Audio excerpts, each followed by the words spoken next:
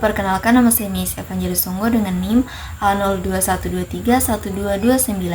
Nah, sebelum kita melangkah lebih jauh ke dalam materi, saya akan menjelaskan sedikit tentang apa itu etika politik menurut materi kami. Jadi, etika politik adalah studi mengenai prinsip-prinsip moral dan nilai-nilai yang mengatur tentang perilaku politik, pembuatan keputusan politik, serta interaksi antara individu, kelompok, dan institusi politik.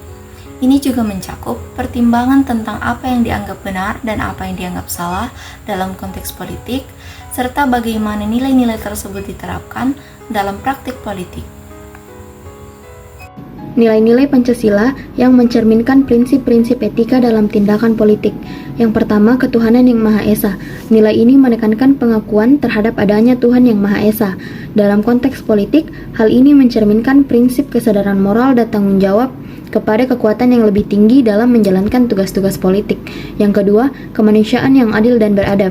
Prinsip ini menekankan pentingnya menghormati martabat manusia dan memperlakukan semua orang dengan adil. Dalam politik, ini berarti mengedepankan kepentingan dan kesejahteraan bersama di atas kepentingan pribadi atau golongan. Yang ketiga, persatuan Indonesia. Nilai ini menggarisbawahi pentingnya persatuan dan kesatuan dalam keberagaman bangsa. Dalam politik, ini mencerminkan prinsip kesediaan untuk bekerja sama melintasi perbedaan dan konflik untuk mencapai tujuan bersama yang lebih besar. Yang keempat, kerakyatan yang dipimpin oleh hikmat kebijaksanaan dalam permusyawaratan perwakilan. Prinsip ini menyoroti pentingnya partisipasi rakyat dalam pembuatan keputusan politik dan perlunya kepemimpinan yang bijaksana. Dalam politik, ini berarti mendorong transparansi, akuntabilitas, dan partisipasi aktif masyarakat dalam proses politik. Yang kelima, keadilan sosial bagi seluruh rakyat Indonesia. Nilai ini menekankan pentingnya pembangunan yang merata dan distribusi sumber daya yang adil. Dalam politik, ini mencerminkan prinsip perjuangan untuk menciptakan masyarakat yang lebih adil, di mana setiap individu memiliki kesempatan yang sama untuk berkembang. Baik, saya Nur Aula Ritsu dengan NIM A021231231231. Jadi di sini saya akan menjelaskan mengenai implementasi nilai-nilai toleransi dalam kebijakan politik. Jadi yang pertama itu ada pendidikan multikultural. Nah, mendorong sistem pendidikan yang mengajarkan nilai-nilai toleransi, penghargaan terhadap keberagaman, dan pemahaman tentang budaya dan agama yang berbeda. Ini dapat dilakukan melalui kurikulum sekolah yang inklusif dan program-program pendidikan informal. Nah, yang kedua itu ada kebijakan inklusi sosial. Mendorong kebijakan yang mempromosikan inklusi sosial bagi semua kelompok masyarakat, termasuk minoritas dan kelompok rentan. Ini bisa termasuk kebijakan anti diskriminasi, program integrasi sosial, dan dukungan untuk partisipasi politik yang merata. Kemudian yang ketiga itu ada dialog antar agama dan antar budaya. Mendorong dialog dan kerjasama antar agama dan antar budaya sebagai sarana untuk memperkuat hubungan antar kelompok dan membangun pemahaman yang lebih baik antara berbagai komunitas. Nah, ini dapat dilakukan melalui kegiatan dialog, seminar, dan pertemuan lintas budaya. Terima kasih. Selanjutnya, kebijakan perlindungan hak asasi manusia. Dengan memastikan perlindungan hak asasi manusia bagi semua individu tanpa memandang latar belakang agama, etnis, ataupun budaya. Ini termasuk kebijakan anti diskriminasi, perlindungan terhadap kebebasan beragama, dan upaya untuk menanggulangi kasus pelanggaran hak asasi manusia. Kelima, pengakuan identitas budaya dan agama. Dengan mendorong pengakuan resmi terhadap identitas budaya dan agama berbagai kelompok masyarakat, serta memberikan ruang bagi ekspresi dan praktik budaya yang beragam. Ini dapat dilakukan melalui kebijakan pengakuan resmi, dukungan terhadap kegiatan budaya tradisional, dan perlindungan terhadap situs-situs bersejarah dan keagamaan. Dan terakhir, kerjasama antar agama dalam pembangunan.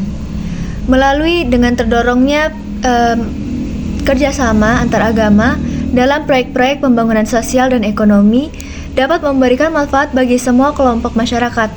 Ini termasuk proyek-proyek kesehatan, pendidikan, dan pembangunan infrastruktur yang melibatkan partisipasi aktif dari berbagai komunitas. Perkenalkan, nama saya Mufatar Manasbullah dengan NIM L041231090. Sekarang saya akan menjelaskan tentang pentingnya kepemimpinan yang berlandaskan pada nilai-nilai etika. Yang pertama adalah membangun kepercayaan masyarakat. Yang kedua adalah menegakkan hukum dan keadilan. Yang ketiga adalah mendorong pertumbuhan ekonomi berkelanjutan. Selanjutnya adalah mengatasi korupsi dan pemborosan. Dan yang kelima adalah memelihara keseimbangan lingkungan. Baik, perkenalkan, nama saya Marco Zevanya dari Prodi Manajemen. Saya pemateri ke-6 dari kelompok 6. Materi saya itu tentang utama dalam mewujudkan kebangsaan yang adil dan beradab.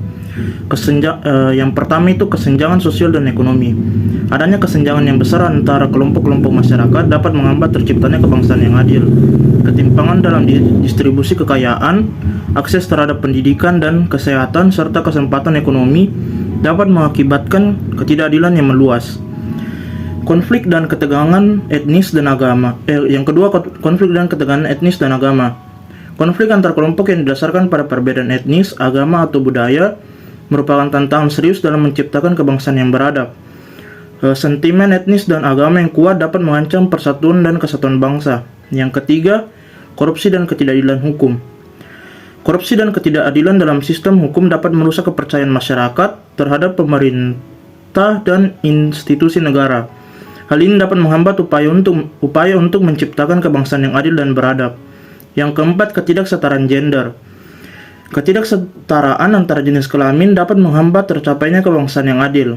Diskriminasi terhadap perempuan dalam berbagai aspek kehidupan, termasuk pendidikan, pekerjaan, dan kehidupan politik, harus diatasi untuk menciptakan masyarakat adil dan beradab.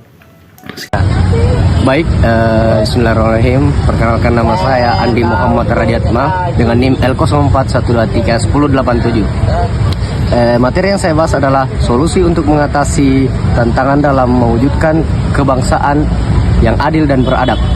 Yang poin pertama adalah pengantaran kemiskinan dan kesetaraan ekonomi, mendorong pembangunan ekonomi yang inklusif, serta meningkatkan akses terhadap pendidikan, kesehatan, dan kesempatan kerja bagi semua lapisan masyarakat.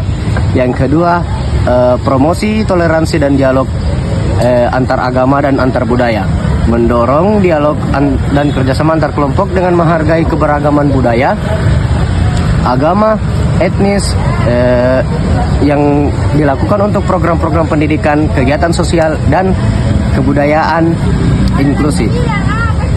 Dan yang ketiga adalah reformasi hukum dan penegakan hukum yang adil untuk meningkatkan transparansi, akuntabilitas, dan independensi sistem hukum untuk memastikan keadilan bagi warga negara. Penegakan hukum yang tegas terhadap korupsi dan pelanggaran hak asasi kemanusiaan yang diprioritaskan. Yang keempat adalah pemberdayaan perempuan dan kesetaraan gender, mendorong partisipan antar perempuan dalam kehidupan sosial, ekonomi, dan politik, serta menghapuskan segala bentuk diskriminasi gender. Mungkin segitu saya, terima kasih.